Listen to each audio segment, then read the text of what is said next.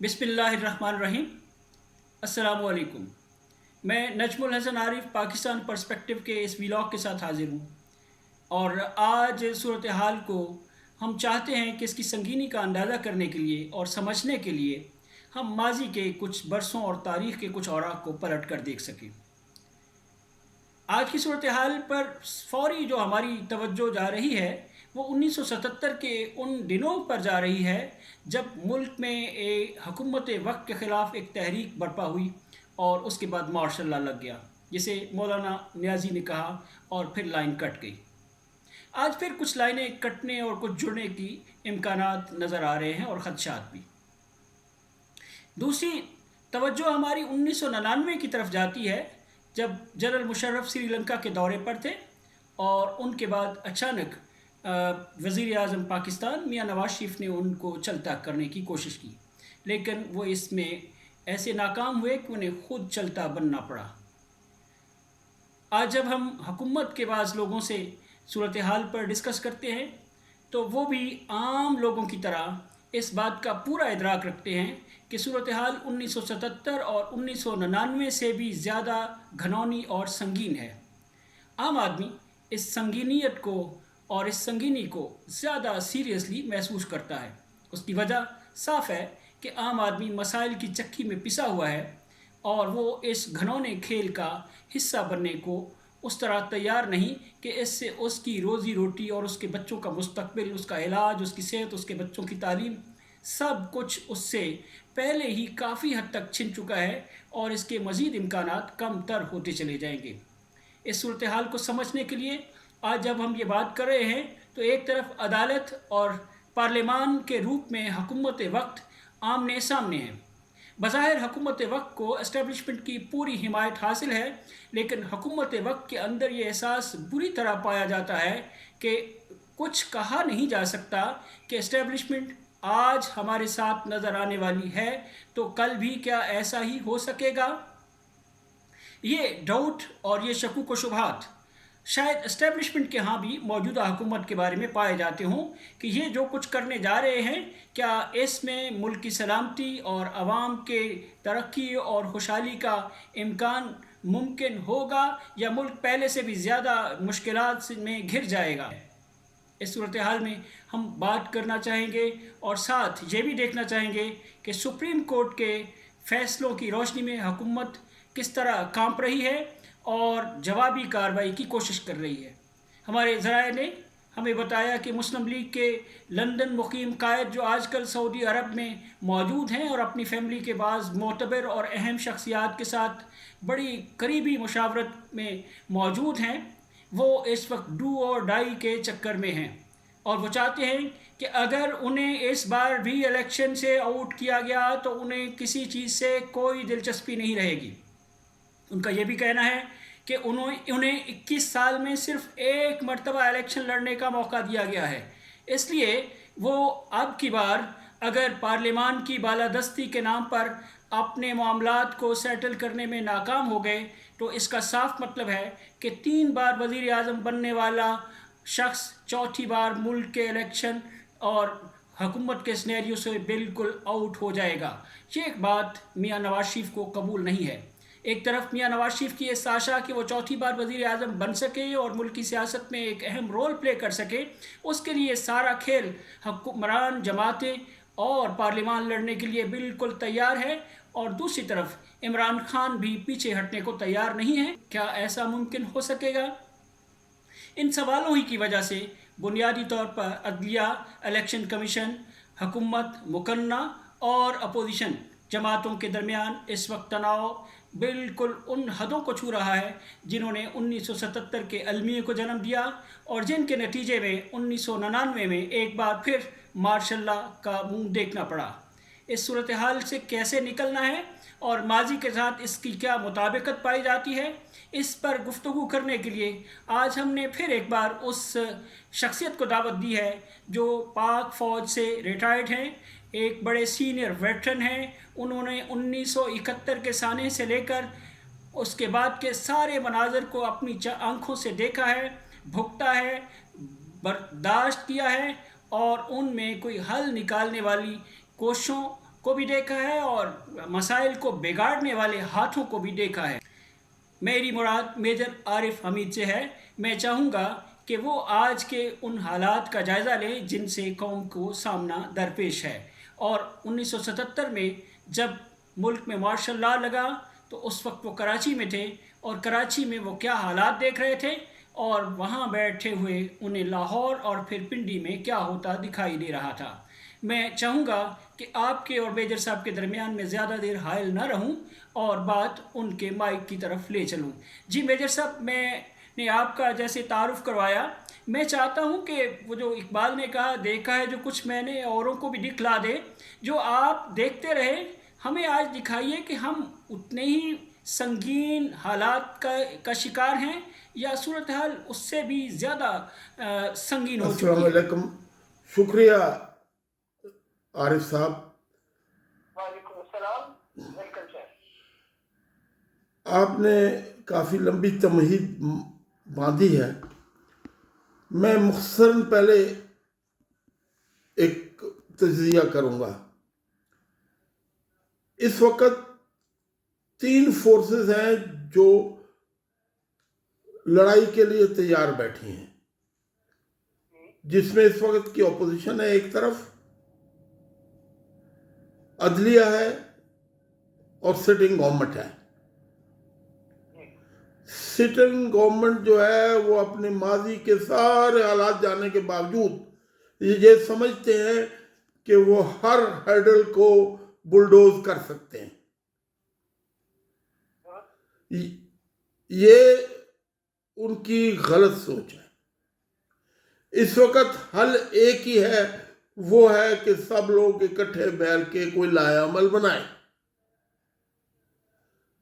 بار بار establishment کا ذکر کیا جا رہا ہے۔ اسٹیبلشمنٹ اس طرح انوالو نہیں ہے جیسے پہلے ہوتی رہی ہے۔ اسی اپریل میں معافی چاہوں گا قطع کلامی کے لیے۔ کیا اسٹیبلشمنٹ کا طریقہ واردات ہر بار جیسے ماضی میں بدلتا رہا ہے، اب بھی بدلا ہوا ہے اور ایک نئے طریقے سے واردات کی کوشش میں ہے؟ میرا خیال ہے وہ واردات نہیں کریں گے۔ اگلے 15-20 دن میں 3 لیفٹیننٹ جنرل جو ہیں وہ ریٹائر ہو جائیں گے۔ اس وقت موجودہ چیف عوامی سٹاف ایک نئی ٹیم تشکیل دے رہے ہیں۔ اس وقت ان کو اس بات کا ادراک ہے کہ چھوٹے عہدیدار، کرنل، میجرز اور چھوٹے افسر اور جوان جو ہیں وہ موجودہ حکومت کے ہتھ کنڈوں سے بیزار ہو چکے ہیں۔ ہر دفعہ ان کے کندھے پہ رکھ کے بندوق چلا دی جاتی ہے اور بعد میں پھر سارا بلیم آرمی پہ آ جاتا ہے۔ یہ پہلی دفعہ ہے کہ ایئر فورس، بحریہ اور chief of joint staff committee وہ بھی ایکشن میں آ چکے ہیں۔ میجر صاحب میں معافی چاہتا ہوں، آپ تو مجھے زیادہ خوفناک کی منظر کشی کی طرف لے جا رہے ہیں۔ میرا تو خیال تھا کہ تقسیم کا معاملہ عدلیہ میں پیدا کرنے کی کوشش میں حکومت کامیاب رہی ہے۔ آپ تو تقسیم کا دائرہ کچھ پھیلا ہوا دکھا رہے ہیں۔ میں آپ کی بات غلط تو نہیں سمجھ رہا ہوں کہ تقسیم اس سے عدلیہ سے باہر کہیں اور بھی پیدا ہو رہی ہے یا پیدا کی جا رہی ہے؟ یہ تو بڑی خطرناک انڈیکیشن ہے۔ سوچ جو ہے وہ تجربے سے بدلتی ہے۔ فوج نے کئی دفعہ تجربہ کر کے دیکھ لیا ہے، آخر وہ جمہوریت کی طرف جاتے ہیں اور پھر یہ لٹیرے واپس آ جاتے ہیں، پھر یہ قانون بدل کے۔ صاحب آج تھوڑا سا آپ تھوڑا سا مذاق کے موڈ میں ہیں۔ فوج ہر بار ایک نئے انداز سے تجربہ کرتی ہے لیکن اصل کام وہی رکھتی ہے سر۔ فوج کو مینیپولیٹ کیا جاتا ہے اس طریقے سے۔ دیکھیں بھٹو صاحب نے 4 شہروں میں پہلے مارشل لا، کوئی ان پہ پریشر نہیں تھا۔ 4 بڑے شہروں میں مارشل لا لگایا گیا، مارشل ایڈمنسٹریٹر بنائے گئے اور انہوں نے عوام کو کچلنے کا حکم دیا۔ اس میں آپ کو ایک انسیڈنٹ میں دہراتا چلوں 3 ब्रिगेडियर्स ने लाहौर में फायरिंग से इनकार कर दिया, उनको फौज से निकाल दिया गया भुट्टो साहब की ख्वाहिश पे। 7 की बात करें, आप वो कर रहा हूं। 1977 की तो बात उस कर रहे हैं, वक्त 1977 की बात कर रहे हैं सर। जुल्फ़िकार अली भुट्टो साहब भी उसी डगर पे चल रहे थे जो आज की मौजूदा हुकूमत चल रही है। आदम नजीर तारड़ साहब समझते हैं कि वो इतने बड़े कानून दान हैं कि हर हर्डल को ख़त्म कर लेंगे। देखिए, जो इंस्टीट्यूशन होते हैं उनकी पावर्स होती हैं तो लिमिटेशन भी होती हैं। उन लिमिटेशन के अंदर रहकर जब तक अपोजिशन या हुकूमत इस्टेब्लिशमेंट को बाकायदा तौर पे हिस्सेदार न बनाए, इस्टेब्लिशमेंट नज़ारा देखती है। मेरा अपना व्यू है, आपका अपना व्यू है। जी, मैं ये पूछना चाहूँगा, आपने कहा कि आज की हुकूमत भुट्टो साहब के लिबादे में 1977 के माहौल में वैसे ही खड़ी है जिस तरह भुट्टो साहब खड़े थे। गोया वो इक़्तिदार से चिमटे रहना चाहते थे हर कीमत पर, हाँ उसमें इज़्ज़त रहे ना या ना रहे। वो मुझे मौलाना मौदूदी का एक कौल याद आता है। उनसे किसी ने भुट्टो साहब के 77 के इलेक्शन की जीत के हवाले से पूछा कि भुट्टो साहब इलेक्शन तो जीत गए, तो अब आप इस पर क्या कहेंगे? तो मौलाना मौदूदी ने कहा हाँ इलेक्शन तो जीत गए मगर इज़्ज़त गंवा कर। तो क्या आज के हुक्मरान भी अगर इक़्तिदार में तो रहना चाहते हैं और एक बार फिर आना चाहते हैं, लेकिन क्या इज़्ज़त के साथ आ सकेंगे? आप उस तजुर्बे की रोशनी में हमें बताइए जो आपने पिछले कई दहाइयों में इस मुल्क में रहते हुए किया और मुशाहिदा भी किया। और साथ ये भी बताइए कि उस वक्त तो जनरल ज़ियाउल हक थे जिन्होंने इस सूरत हाल का खूब फ़ायदा उठाया। आज भी क्या जनरल ज़ियाउल हक कहीं आसपास ही किसी और नाम से किसी और शक्ल में है? नहीं, मैं इससे थोड़ा इख्तलाफ करूंगा। हुकूमत ज़रूर देख रही है कि कोई मार्शल लॉ, या मार्शल लॉ तो पॉसिबल नहीं है क्योंकि अदालत तो अब मार्शल लॉ की इजाज़त नहीं देगी। एमरजेंसी लगा सकते हैं, उसमें भी प्रेसिडेंट हायल है। तो किस सूरत में एस्टेब्लिशमेंट आगे आएगी? वो सिर्फ डरावा देते हैं। नंबर 2, ये सोशल मीडिया और दूसरी इतलात के जो ज़रिए हैं उससे हालात बदल गए हैं। पहले कैप्टन मेजर जो थे, जो बॉर्डर्स पे थे, उनको तो पता भी नहीं होता था कि आज हुकूमत बदल गई है। उनके वायरलेस सेट पे ये मैसेज नहीं आते थे, दूसरे टेलीफोन अवेलेबल नहीं थे। अगर कहीं दूर कोई चीज़ अवेलेबल थी तो पीटीवी थी जो गवर्नमेंट का मुद्दा बयान करती थी। आज सिपाहियों के पास, नायक्स के पास, हवलदार के पास, जेसीओ के पास भी स्मार्टफोन है। उनको पल पल की वो खबर है। जहां तक मेरा ताल्लुक एक पुराने वेटरन से है और वेटरन से मेरा राब्ता है, वेटरन इस वक्त निहायत परेशान है क्योंकि ये पहली दफा हो रहा है कि फौज के अंदर 2 सोचें मौजूद हैं। फौज के अंदर 2 सोचें, 2 सोचें मौजूद है, 2 आरा पाई जाती हैं। जी। 2 आराय पाई जाती हैं और डिवाइड इज देयर। वो एक दूसरे के सामने नहीं खड़े हैं, लेकिन मैं आपके फासले पर होने की वजह से आपका ये जुमला अच्छी तरह सुन नहीं पाया हूँ। अगर आप इन अल्फाज को ज़रा आसान अल्फाज में बयान फरमा दें। मैं ये कहता हूँ कि वो एक दूसरे के सामने नहीं खड़े, लेकिन इख्तलाफ मौजूद है। ओके। फौज के अंदर ऐसे लोगों की कमी नहीं है जो चाहते हैं कि हमें सियासत से दूर रहना चाहिए। वेटरन्स हम ये महसूस कर रहे हैं कि हम बाजार में जाते हैं तो लोग हमारे पे बातें कसते हैं। ये इस हुकूमत ने हमें दिया है, ये इस हुकूमत ने हमें बेइज्जत करा है। वो अवाम जो कभी उठ के मिलते थे, जाते हुए ट्रक को भी सलूट मारते थे, आज फौज के खिलाफ हैं। یہ جو محترم سعودی عرب بیٹھے ہیں ان کی پالیسیوں کی وجہ سے ہے. وہ آج بھی ایسے بات کرتے ہیں جیسے وہ ایک بادشاہ ہیں اور ہم سب ان کی رعایا ہیں. اب عوام رعایا بننے کو تیار نہیں ہے. اعظم نذیر تارڑ صاحب رفیق تارڑ نہیں بن سکتے. دوسری طرف میرے اپنے خیال میں انہوں نے عدلیہ سے لڑائی لے کے خود ہی اپنی قبر کھود لی ہے. سر ان کی قبر تو خود گئی، لیکن عدلیہ اگر کل کوئی فیصلہ کرتی ہے جس طرح کہ حکومت، کابینہ، وزیر اعظم، سابق صدر اور تمام حکمران جماعت، اتحاد میں شامل جماعتیں مقننہ کے سمیت سپریم کورٹ کے فیصلے کو نہ ماننے کا اعلان کر چکی ہیں، مسترد کر چکی ہیں، اور کھلے عام سپریم کورٹ کے خلاف ایک طرح سے باغیانہ روش ہے.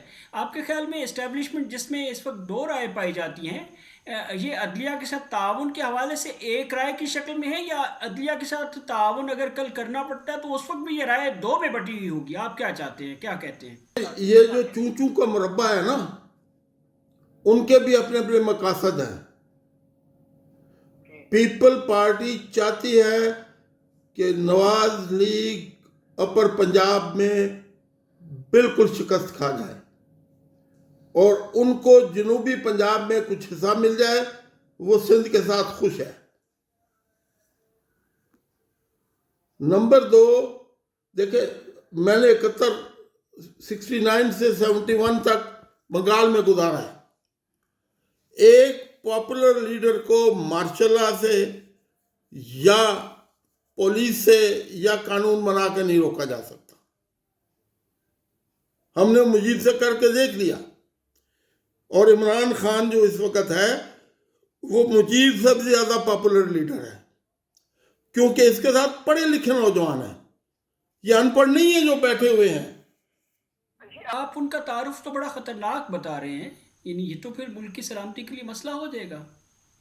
اگر ہم نے حوصلہ نہیں کیا، عقل کا استعمال نہیں کیا، اگر شہباز شریف کو موقع نہ دیا گیا اور اس کے اوپر اپنے حکم نامے کو ٹھوس دیا گیا، زرداری صاحب اپنا کھیل کھیلتے رہے، مولانا KPK میں اپنے آپ کو بڑھانے میں لگے رہے، تو کیا خیال ہے اس طرح کی حکومت جو ہے وہ اتنے سارے چیلنجز کا مقابلہ کر سکے گی؟ زرداری صاحب کا مسئلہ تو یہ ہے کہ اس چکر میں کہیں بلاول کو وزیر اعظم بنا لیں.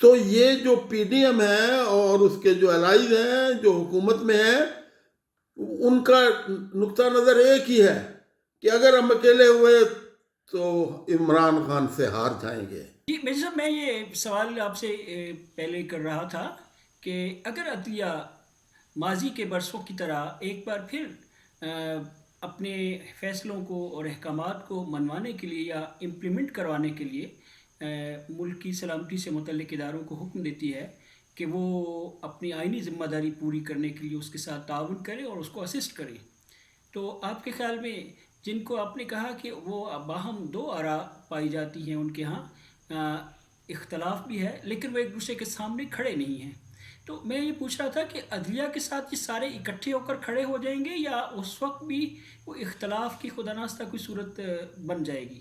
میرا اپنا اوپینین ہے، نذیر تارڑ صاحب جتنی بھی کوشش کر لیں رفیق تارڑ کے وہ بریف کیس کے ساتھ اور سجاد علی شاہ کے اوپر جو انہوں نے حملہ کیا تھا سپریم کورٹ پہ، ایسا نہیں دوہرا سکیں گے. اگر انہوں نے یہ کام کرنے کی کوشش کی تو فوج کا بڑا حصہ عدالت کے ساتھ کھڑا ہوگا. ایک چیز آپ یوں بھی یاد رکھیے، فوج سب اداروں کے ساتھ کسی صورت میں بھی لڑنے یا کسی مقابلے کے لیے تیار ہوتی ہے، لیکن فوج عدلیہ کا احترام کرتی ہے. جی میجر صاحب بہت شکریہ، بڑی خوشگوار بات ہے اور یقینی بات ہے کہ ریاستی اداروں کا احترام یہ مجموعی طور پر ریاست کے احترام اور ریاست سے وفاداری کا ایک اشاریہ بنتا ہے اور یہ بہت ضروری ہے. تاہم ضروری ہے کہ اداروں کی سمت وہی ہو جو آئین اور قانون ان کو دیتا ہے. جیسے آپ نے فرمایا کہ فوج عدلیہ کے ساتھ کھڑی ہوگی. حکومت میں موجود لوگوں کا یہ خیال ہے کہ اگر وزیر اعظم کو کل سپریم کورٹ کے آئندہ دنوں میں فیصلوں سے کوئی زک پہنچی اور انہیں گھر جانا پڑا تو وزیر اعظم اس بار نہیں جائیں گے. اس بار سپریم کورٹ کے چیف جسٹس کو جانا پڑے گا اور انہوں نے اس کے حوالے سے کئی سطحوں سے کئی لیئرز کی تیاری کر رکھی ہے. سپریم کورٹ کے اندر سے بھی اور سپریم کورٹ کے باہر سے بھی, سپریم جوڈیشل کونسل کے حوالے سے بھی, اور حتیٰ کہ توہین عدالت کا مقدمہ بھی چیف جسٹس کے خلاف بنانے کے لیے لیگل پہلو جو ہے ان کا سر جائیں گے تو چیف جسٹس کے پاس. دیکھیں چیف جسٹس کو وہ پولیس کے ساتھ اٹھا کے باہر پھینک دیں گے یا اس کے مارنے جائیں گے. میں اپنے فوجی تجربے سے یہ کہہ سکتا ہوں کہ فوج جا کے ایڈوائز کر سکتی ہے, دونوں کے درمیان ایک کٹھے بیٹھنے کے لیے کچھ ماحول پیدا کر سکتی ہے, لیکن وہ کبھی بھی چیف جسٹس کو سپریم کورٹ سے اٹھا کے باہر نہیں پھینکے گی. میجر صاحب آپ نے وقت دیا, بس چلتے چلتے صرف آخری سوال یہ پوچھنا ہے کہ 77 میں کراچی میں کیا حالات تھے, اس وقت کی عوام کس طرف کھڑی تھی اور اس وقت کی حکومت کس طرف, کیا ایک ہی سمت تھی یا آمنے سامنے تھی؟ لاہور کا منظر تو کچھ مجھے بھی یاد ہے. کراچی میں مارشل ہیڈ کوارٹر میں تھا. جنرل عباسی اس وقت مارشل ایڈمنسٹریٹر بنائے گئے تھے پہلے چھوٹے مارشل لا میں, اور ان کے chief of staff brigadier Qamar السلام خان تھے. اس وقت کا نقشہ میں یوں کھینچوں گا کہ عوام جو کہ حکومت کے خلاف لڑ رہے تھے یا بھٹو کے خلاف تھے, وہ فوج کے خلاف نہیں کھڑے ہو رہے تھے. جدھر بھی ہم گئے انہوں نے ہماری بات سنی, ٹھنڈے پڑے, جہاں آگ لگا رہے تھے یا لوٹ مار کا سامان تھا وہ رک جاتا تھا. کوئی فائرنگ نہیں ہوئی, کوئی لوگ نہیں مرے. لیکن اس وقت حالات بہت مختلف ہیں. عمران خان کے پاس جو کراؤڈ ہے وہ ینگسٹر ہیں اور پڑھے لکھے ہیں, ان کے پاس سمارٹ فونز ہیں, وہ 2 منٹ میں پہنچ جاتے ہیں. تو میں نہیں سمجھتا کہ وڈیرا شاہی اور بیپاری جو ہیں وہ مل کے ملک پہ قبضہ کر لیں گے. اگر کر لیں گے تو وہ ہماری سب سے بڑی بدقسمتی ہوگی, پھر ملک ایک نہیں رہ سکے گا. میجر صاحب بہت شکریہ آپ کی گفتگو کا, آپ کے خیالات کا, آپ کے جذبے کا اور آپ کی امید کا. اور میں اب ناظرین سے چاہوں گا کہ وہ بھی اپنے خیالات جو بنا کے بیٹھے ہوئے ہیں ہمارے ساتھ شیئر کریں, اور پاکستان پرسپیکٹیو کے یوٹیوب چینل پر اپنے کمنٹ سے ضرور آگاہ کریں کہ وہ میجر صاحب کے خیالات اور میرے خیالات جو آپ کے سامنے آئے ہیں یا سوالات کی شکل میں, ان سے اتفاق کرتے ہیں, ان کو کیسا دیکھتے ہیں اور وہ خود کس سٹیٹ آف مائنڈ میں ہیں اور کتنی امید اپنے ہاں رکھتے ہیں اور امید کے لیے کیا کردار ادا کر سکتے ہیں. میں آج تھوڑا سا زیادہ اونچا بولا ہوں اور یہ فرمائش میرے پاکستان پرسپیکٹیو کے دیکھنے والوں کی تھی. اگرچہ مجھے تھوڑا سا اچھا نہیں لگ رہا تھا, لیکن میں نے ناظرین کے خیالات کا احترام کیا اور تھوڑا اونچا بولا ہوں. مجھے امید ہے کہ اس اونچا بولنے کو معاف کیا جائے گا. اللہ حافظ. انشاءاللہ اگلے ولاگ کے ساتھ ملیں گے. Thank you very much.